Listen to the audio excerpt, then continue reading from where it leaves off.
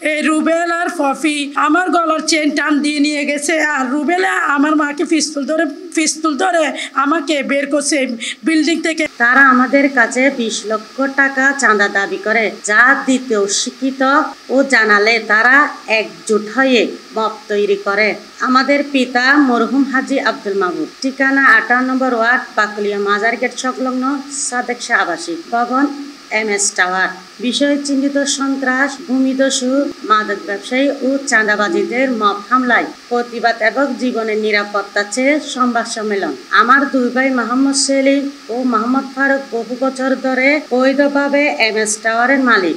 স্থায়ীভাবে এলাকা একটি সুনাম বজায় রেখে ব্যবসা পরিচালনা করে আসছে, কিন্তু এলাকা চিহ্নিত সন্ত্রাস, ভূমিদস্যু ও মাদক কারবারি মোহাম্মদ দিদার, মোহাম্মদ আব্বাস, মোহাম্মদ আলী রুবেল এবং মাদক সম্রাজ্ঞী পপি আক্তারের আমাদের পরিবারকে দীর্ঘদিন ধরে ভয়ভীতি, হুমকি এবং চাঁদাবাজির মাধ্যমে হয়রানি করে আসছে।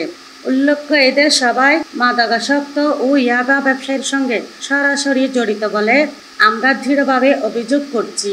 গত 5ই আগস্ট 2024-এ রাজনৈতিক পালা বদলের পর এই চক্রটি আরো ব্যাপক হয়ে উঠে। প্রায় প্রতিদিন তারা কাউকে না কাউকে চাঁদার দাবিতে হেনস্থ করছে।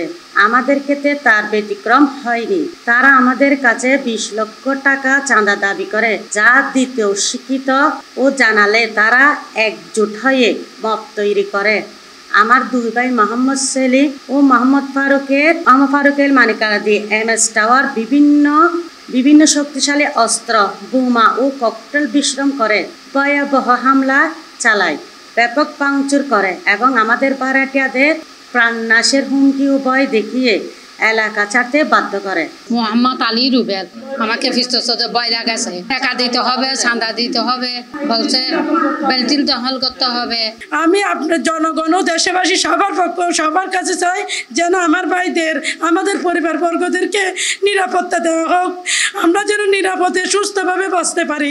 আমার ভাই দুটাকে যেন নিরাপত্তা দেওয়া হোক, ওদের সুস্থভাবে ওদের এমন বিচার চাই আমি, যেন ওদের বিচার দেখে সারা দেশবাসী কান্না করে।